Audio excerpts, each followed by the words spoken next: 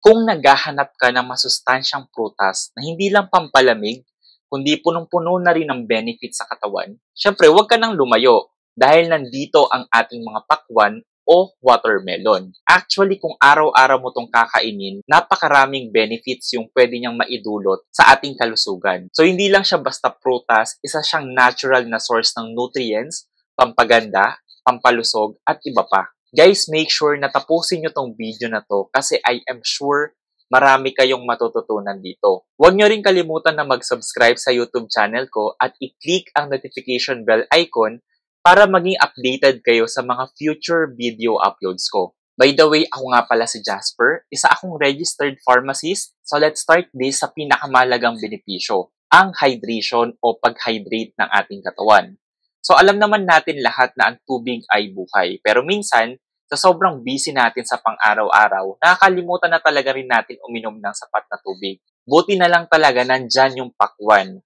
Kasi yung pakwan ay binubuo yan ng halos 92% na tubig.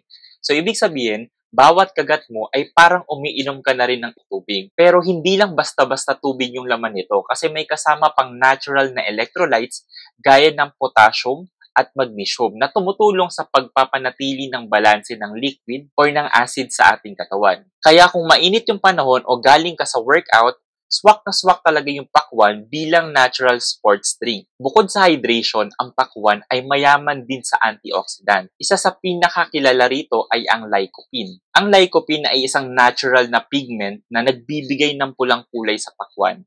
Pero higit pa sa kulay, ang lycopene ay may malakas na kakayahang labanan ang mga free radicals sa ating katawan. So ano nga ba yung free radicals na binabanggit natin? So yung free radicals na to, ito yung nagdudulot ng premature aging, cancer at iba pang chronic diseases. Ayon sa mga pag-aaral, ang lycopene ay mas epektibo pa sa pag-neutralize ng free radicals kumpara sa iba pang antioxidants gaya ng beta-carotene. Kaya kapag kumain ka ng pakwan araw-araw, para ka na rin umiinom ng panangga sa cancer at pagtanda. Maganda rin yung effect ng pakwan sa ating puso. Kaya isa ito sa mga pinaka-heart-friendly na prutas.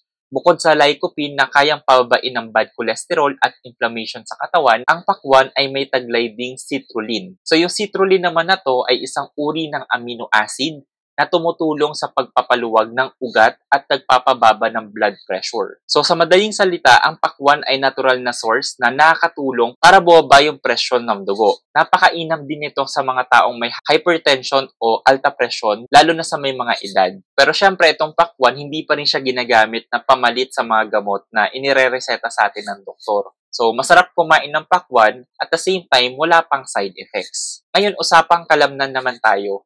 So, yung citrulline na nabanggit natin kanina ay hindi lang basta pampababa ng presyon ng dugo. For example, yung mga atleta at mahilig mag-exercise, yung citrulline ay tumutulong para mas mapabilis yung pag-recover ng muscles at para mas maboost yung performance. So, maraming ang supplements ngayon ang may citrulline, pero bakit kapag gagastos kung kaya naman makuha sa pakwan? So, ayon sa ilang pag-aaral, ang pagkain ng pakwan bago mag-exercise ay nakakatulong sa pag-iwas ng muscle soreness. Kaya kung gusto mong maging active, malakas at hindi agad-agad mapagod, isama mo yung pakwan sa daily routine mo. Siyempre, hindi rin papahuli yung pakwan sa usapang pampaganda. Oo, tama, ang pakwan ay may taglay kasing vitamin A at vitamin C na parehong mahalaga sa pagpapaganda ng balat. Ang vitamin C ay tumutulong yan sa production ng collagen.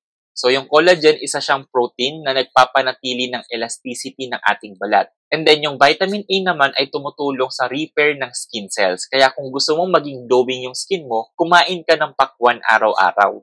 So, hindi mo na kailangan gumastos ng mamahaling skincare products.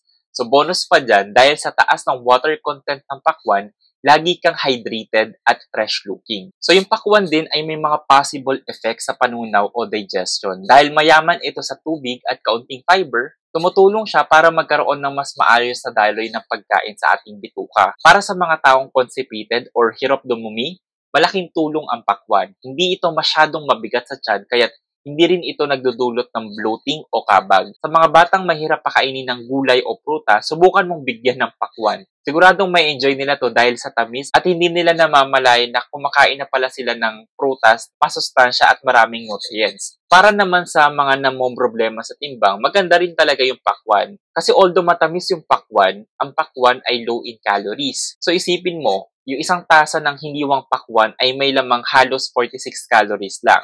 Pero dahil ito ay mataas sa tubig at may natural na asukal, mabilis kang mabubusog. Kaya kung nagda-diet ka at gusto mong umiwas sa junk food o matamis na chocolate, palitan mo na ng pakwan yung snack mo. Busog ka na, healthy ka pa. Hindi lang katawan yung pinapalakas ng pakwan, pati na rin yung mood at mental health. Yung pakwan kasi, ito ay may taglay na vitamin B6 na mahalaga sa pagbuo ng brain chemicals gaya ng serotonin at dopamine. So yung mga chemicals na to ay responsible sila sa ating mood, sa focus at pagtulog. Kaya kung lagi kang pagod, iritable o walang gana, baka kailangan mo lang ng isang malaking hiwa ng pakwan. At dahil natural na prutas yung pakwan, wala kang dapat ipag-alala sa side effects niya. So wala rin siyang caffeine o preservatives. So, purong natural lang galing sa kalikasan. Isa rin sa benepisyo ng pakwan ay ang kakayanan nitong palakasin ang immune system. So, sa panahon natin ngayon, kaliwat kanan kasi yung mga sakit, diba? So, kailangan nating maging proactive sa ating kalusugan. Ang pakwan ay mayaman sa vitamin C na kilalang panlaban sa sipon, ubo at iba pang mga impeksyon. Araw-araw na pagkain ng pakwan ay parang araw-araw ng pagsuot ng invisible armor laban sa virus. Siyempre kung may anak ka, maganda kung isama mo yung pakwan sa kanilang mga baon para hindi sila madalas magkasakit lalo na kapag tag-ulan o kapag na-expose sila sa maraming tao. Marami rin actually bagong mga pag-aaral ang nagsasabi na ang pakwan ay may potential na makatulong sa reproductive health. Para sa mga kalalakihan, ang citrulline ay may epekto sa pag-improve ng blood flow, isang importanteng aspeto ng sexual health. Hindi ito gamot pero syempre sa tulong ng regular na pagkain mo ng pakwan, mas naging maayos ang daloy ng dugo mo sa buong katawan, pati na rin syempre sa sensitibong parte ng reproductive system. Sa kabuuan, ang pakwan ay isang prutas na napakasimple pero punong-puno ng sustansya. Para siyang multitasker, kayang-kaya niyang alagaan ang ating puso, yung balat, yung tiyan, kalamnan, at maging yung ating pag-iisip. So napakahalagang prutas na to sa panahon ngayon kung saan lahat tayo ay naghahanap ng paraan para mapanatili natin yung malusog na pangangatawan sa gitna ng stress, sa polusyon, at mga sakit sa paligid. So tandaan natin na ang pakwan ay hindi lang siya basta pagkain. Isa itong natural na gamot na nagbibigay ginhawa, sigla sa ating mga katawan. Maganda syempre kung araw-araw mo talaga siyang isama sa diet mo at mas mapapansin mo yung unti-unting pagbabago sa iyong katawan. Mas magiging masigla ka, mas magiging maganda yung kutis mo, mas bababa yung tsansang magkasakit ka. So, in short, dapat maging consistent ka sa pagkain ng pakwan. Tsaka may mga ways naman para mas ma-enjoy mo yung pagkain ng pakwan. So, pwede mo siyang gawing juice, pwede mo siyang gawing smoothie, popsicle, o ihalo sa fruit salad. Maganda rin siyang isama sa breakfast bowl na merong oats at chia seeds. So, in short, walang limitation yung pwede mong gawin sa pakwan. So, imagination mo lang talaga yung limit. So, instead na bumili ka ng mamahaling supplements, so hindi mo na kailangan gumastos sa malaki. Sa murang halaga, makakuha ka ng anti-cancer, heart protector, pampaganda ng balat, mood booster, at magandang source para maging hydrated ka.